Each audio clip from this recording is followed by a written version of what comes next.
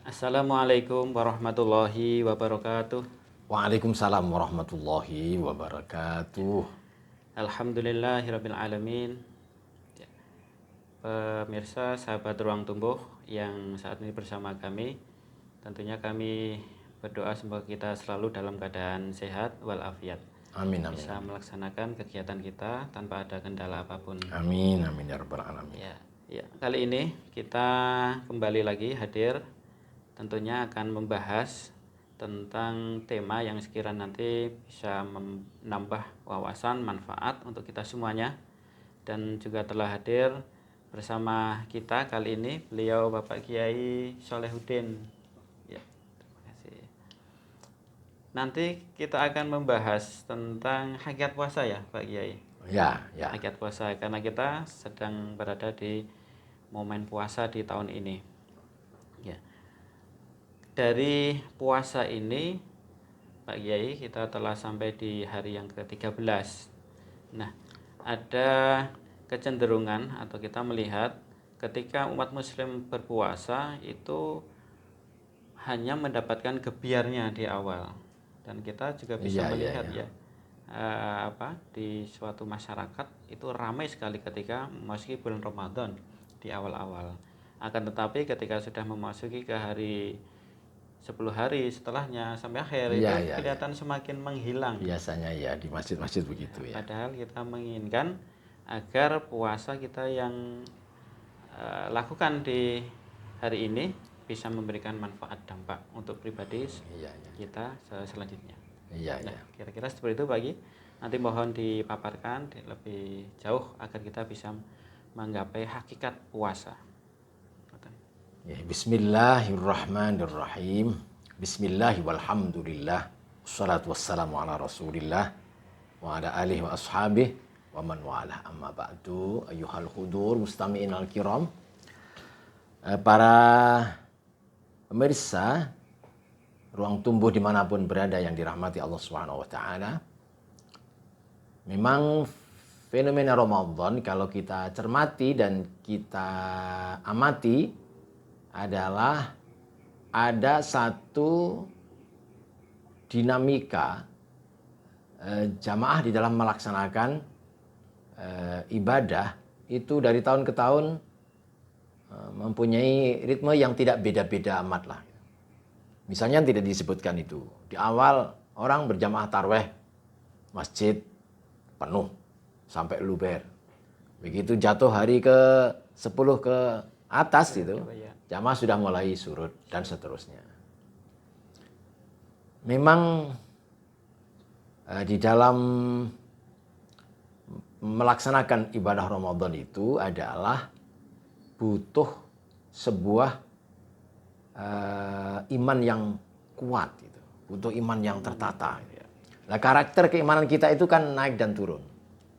Yazidu wa yanqusu. Makanya kan khitabnya puasa Ramadan itu ditujukan kepada iman seseorang.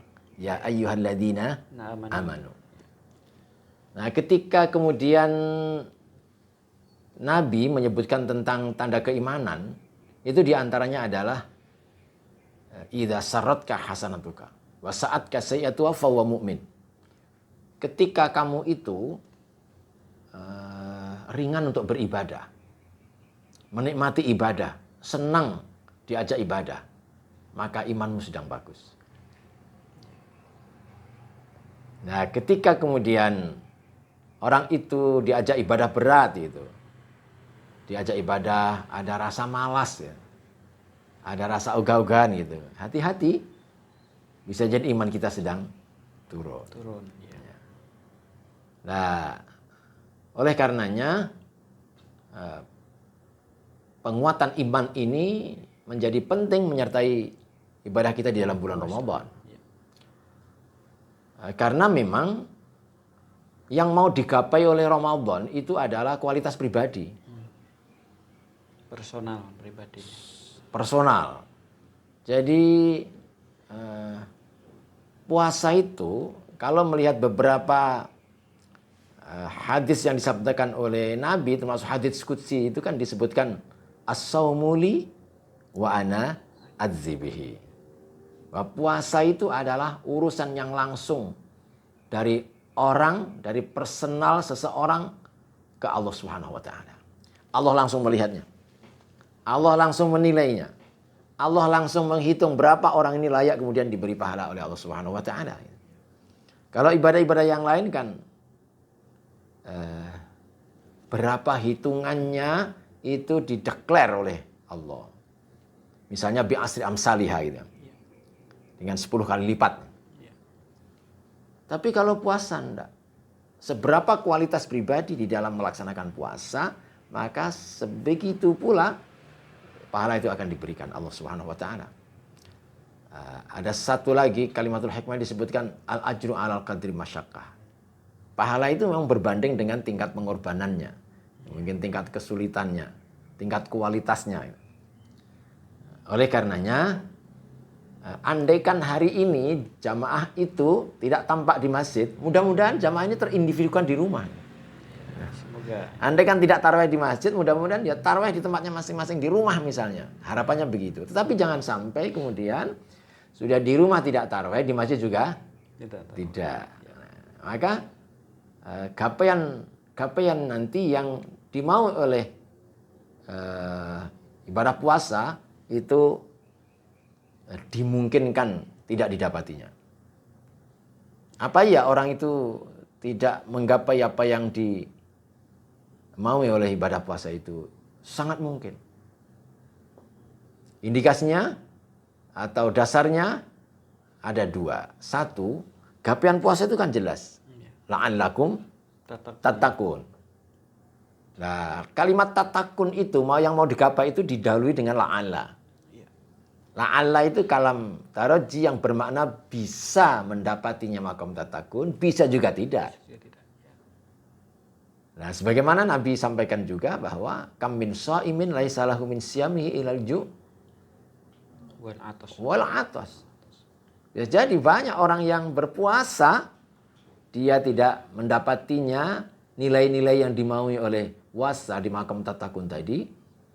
Kecuali hanya dia adalah orang-orang yang merasakan lapar dan dahaga saja. Ini yang perlu kita cermati dan kita sikapi. Lalu di mananya? Sayyidina Umar itu pernah ditanya oleh sahabatnya. Bagaimana takwa itu? Engkau menerangkan kepadaku. Kata Sayyidina Umar, at-taqwa hahuna. Takwa itu di sini. Takwa itu di sini. Berarti puasa itu adalah yang mau dicapai adalah tatanan imannya, ruhani. Tatanan hati. Yang mau digapai adalah membentuk karakter lah kalau bahasa sekarang itu. Karakter.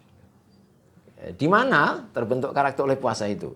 Karena as-saumu ay al-imsaku. Ketika puasa itu dipadan katakan dengan al-imsak ya. Jadi orang puasa itu adalah mencegah dari perbuatan tidak baik. Menahan diri untuk tidak melakukan sesuatu yang tidak baik. Bahasa saya begini Mas Arifin. Pokoknya kalau Ramadan jangan melakukan hal yang tidak baik.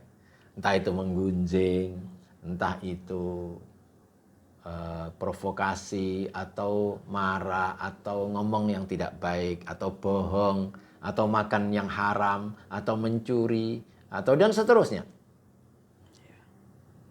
Dan ini adalah ketika dibiasakan di dalam puasa itu meninggalkan yang tidak baik, berarti yang muncul adalah yang baik saja. Nah, ketika dia sudah bisa menahan yang tidak baik dan memunculkan kebaikan, maka kemudian kebaikan itu lalu menjadi sebuah kebiasaan bagi dirinya. Contoh, kebiasaan makan yang tidak berlebihan. Itu kan di puasa sebulan ini untuk kemudian orang makan pada porsinya. Tidak mengalihkan waktunya. Siang tidak makan tapi kalau malam pol-polan ya. Tidak juga hasil maksud kalau begitu. Kalau menurut Imam Abu Hamid. Lah di mana? Ya orang mau dikembalikan seberapa dia membutuhkan makanan itu. Seberapa walaupun malam, maka tidak boleh berlebihan. Dan itu nanti akan menjadi karakter orang yang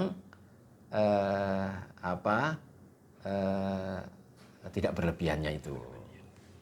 Lalu kalau menjadikan orang itu punya pola hidup sehat. Gitu.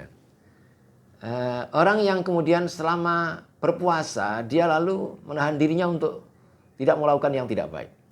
Dia mampu menahan mulutnya tidak berkata kotor, mampu tidak mengambil hak orang lain, mampu untuk tangannya tidak melakukan perbuatan maksiat. Ketika itu dia lakukan gitu, dan dia biasakan, dia bisa menahannya untuk itu, maka kebiasaan itu nanti yang kemudian dibawa keluar dari bulan Ramadan.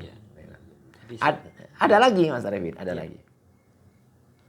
Nilai ketaatan. Itu value, ketaatan kepada ilahi Rabbi Allah Subhanahu wa taala.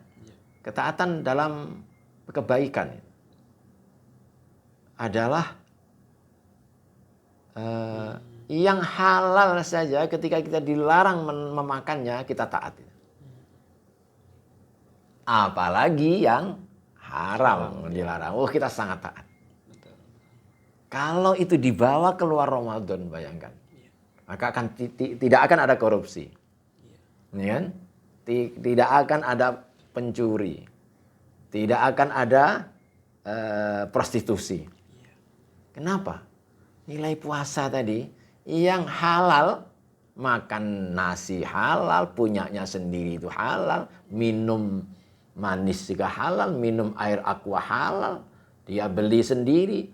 Oleh Allah disuruhnya kita menahannya untuk tidak makan, kita taat.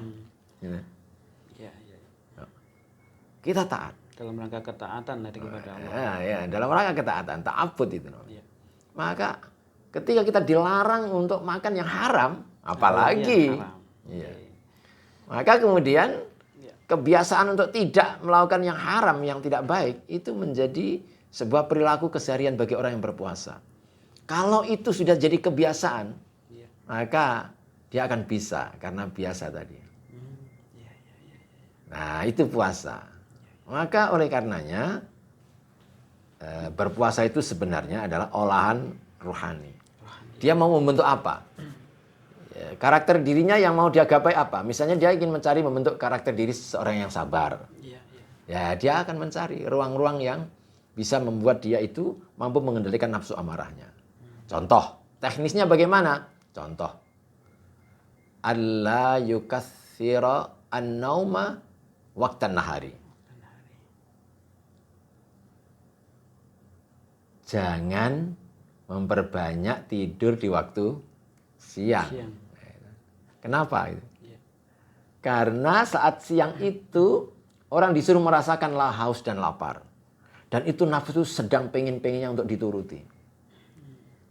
Lalu dia mampu menundukkan nafsunya itu. Wah, itu peperangan mengalahkan nafsu itu hebat sekali, itu luar biasa itu. Ya. Maka ketika seseorang mampu mengalahkan menundukkan nafsunya, ya saat siang ada di dalam rasa lapar dan dahaga itu, dia bangun, dia terjaga, dia sadar, dan dia menahan nafsunya. Yang kedua adalah saat ketika orang mau berbuka. Sore, lapar sekali.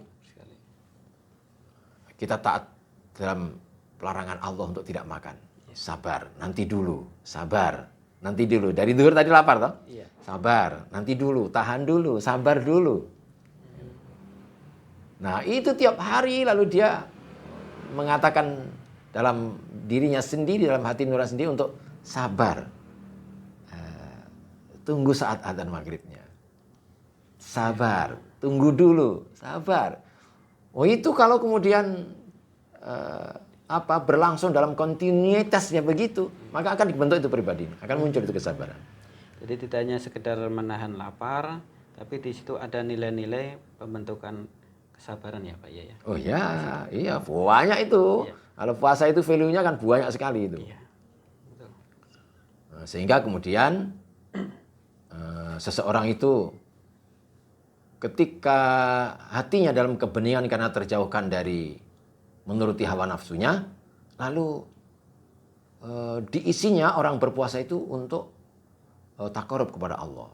Dan itu menjadi sangat terbuka jalannya. Ketika dalam kebeningan hati, di dalam hati itu ada bagian hati namanya sir. Sir itu tugasnya adalah berfungsi untuk mencari dan menghubungkan dirinya dengan Tuhan. Nah, ketika sir itu tidak ditutupi oleh hawa nafsunya, maka dia dalam kebeningan. Dan sebegitu orang mudahnya untuk kemudian mendekat diri ke Allah Subhanahu wa taala di dalam bulan puasa itu. Nanti kemudian untuk beriktikaf gitu, untuk bersalat tarawih itu, untuk kemudian bertadarus, semua isiannya adalah takarub kepada Allah Subhanahu wa taala. Sebenarnya dia sedang mengisi kebeningan hatinya. Sirnya itu adalah dengan mendekat diri ke Allah Subhanahu wa taala. Nah, kalau sudah orang itu mendekat ke Allah, maka karakternya yang kebentuk apa? Orang itu lalu menjadi nyaman hidupnya, menjadi tentram, menjadi damai, karena selalu bersandar ke Allah Subhanahu wa taala. Ala bi dzikrillahi tatma'innul qulub. Hatinya akan tentram, akan damai. Orang dalam ketaatan ke Allah itu berjalan dalam kebenaran. Dan pasti benar. Orang kalau sudah jalannya benar, maka muncul ketenangan. Sebagaimana orang ketika naik sepeda motor, dia komplit pakaiannya, ada helm, ada SIM, perlengkapan persyaratan itu, ada SIM, ada STNK. Pasti dia tenang deh. Karena dia, walaupun ada operasi, misalnya petugas dari kepolisian itu, melakukan operasi kupat misalnya. Dia tenang saja. Kenapa? Karena dia sudah benar. Bayangkan kalau kemudian ada orang, perlengkapannya tidak dia bawa, tidak lengkap, malah nyalahi undang-undang. Nah, salah itu tidak menenteramkan. Pasti begitu lihat polisi, mesti teratapan mesti. Wis piye ampre balik, piye menggok. Dan seterusnya. Kenapa? Karena jalannya tidak benar. Puasa itu begitu nanti. Sejak berangkat sudah nggak tenang ya Pak ya? Apalagi bertemu dengan polisi ya? Oh iya. Bonceng istrinya sangat tenang. Oh iya. Karena dia berada dalam yang benar itu. Tetapi kalau dia memboncengkan yang bukan istrinya, pasti tidak dalam ketenangan. Nah, tadi puasa. Yang istrinya yang halal, itu ketika puasa, maka disuruhnya menahan untuk tidak hubungan suami istri. Yang halal, ketika dilarang, kita taat. Apalagi yang haram. Maka kita bisa menemukan pribadi-pribadi yang muncul dari berpuasa itu adalah pribadi-pribadi yang baik. Pribadi-pribadi yang mulia. Karena berangkat dari hati yang mulia. Karena terbentuk dari sebuah ketaatan kepada Tuhan secara total tadi. Akhirnya adalah capaian puasa itu sebenarnya ada di pribadi-pribadinya. Bukan sekedar lalu ramainya masjid, bukan sekedar banyaknya sajian buka puasanya, atau bukan sekedar meriahnya acara-acara di dalamnya atau hiasan-hiasan lampu-lampu dan umbul-umbulnya.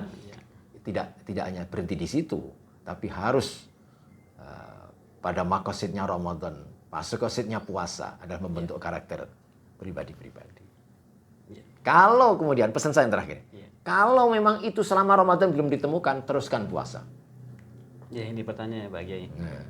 Kalau kita sudah masuk di akhir-akhir gini ya, kira-kira supaya tidak terlambat, artinya kita masih memiliki waktu-waktu di akhir puasa, tapi kok rasa-rasanya kita belum merasakan nikmatnya puasa itu sendiri. Ya, barangkali ini yang perlu disampaikan Pak Kiai. Ya. Apa perlu yang dipersiapkan? Ya, begini ya. Orang ketika melihat satu kondisi rohania, itu tentu kondisinya berbeda-beda, keadaannya berbeda-beda. Andai kan ada orang itu punya penyakit sakit itu ya. Ada yang sakitnya dalam tahapan sakit yang ringan. Ada sakit yang menengah, ada yang sudah akut. Nah, tentu ini ketika yang sakit ringan ya obatnya sederhana, sebentar juga sembuh. Tapi kalau sudah akut, obatnya juga harus banyak, mungkin waktunya juga panjang. Iya. Lah, hati itu penyakitnya macam-macam. Nah, ada yang penyakit hati yang biasa-biasa saja, ada yang sudah akut. Ada yang sudah, misalnya nafsu amarah itu. Ada yang mudah tersinggung, ada yang sudah sampai pendendam, ada yang sudah sampai pemarah. Nah, ini kan beda-beda nih. Kalau kemudian Ramadan belum juga muncul perbaikan Perbaikan ya. perbaikan karakter tadi, maka teruskan puasanya. Hmm, Syawal terus 6 bulan. iya. Teruskan lagi, Syawal belum muncul juga, teruskan Senin Kemis. Iya. Karena memang puasa itu adalah disebutkan dalam ayat itu kama kutiba 'alal ladzina min qablikum. Peribadatan yang tua ya, peribadatan yang berlaku sejak lama sebelum ibadahnya umat muslim sebagaimana Kanjeng Nabi Muhammad SAW tuntunkan di dalam puasa Ramadan itu. Iya. Dulu ada dari orang-orang Yahudi misalnya ya. di bulan Asyura dan seterusnya. Dalam rangka apa? Dalam rangka adalah mengembalikan manusia kepada fitrah mulianya. Saya kira itu, Ya. Di akhir Ramadan ini, maka kuatkan, kembalikan iman kita untuk menjadi manusia-manusia yang dalam ketaatan, selalu dalam kebaikan. Saya kira itu Mas Arifin. Ya. Terima kasih sekali Pak Kiai atas Sama-sama. ilmu-ilmunya yang disampaikan, berbagi kepada kita semuanya, sahabat-sahabat Ruang Tumbuh. Kita berharap apa yang disampaikan oleh beliau tadi, Bapak Kiai, bisa menambah pemahaman kita terhadap hakikat puasa itu tersendiri, sehingga nantinya Amin. akan membentuk pribadi kita yang kuat, sehingga nanti ketika kita keluar di bulan suci Ramadan, kita mendapatkan nilai-nilai dari puasa itu sendiri yang akan bisa membentengi kita dalam keseharian kita beramaliyah sampai nanti di akhir hidup kita ya, selalu mendapatkan keberkahan dan keselamatan. Amin. Ya. Sekali lagi terima kasih Pak Kiai atas semuanya, dan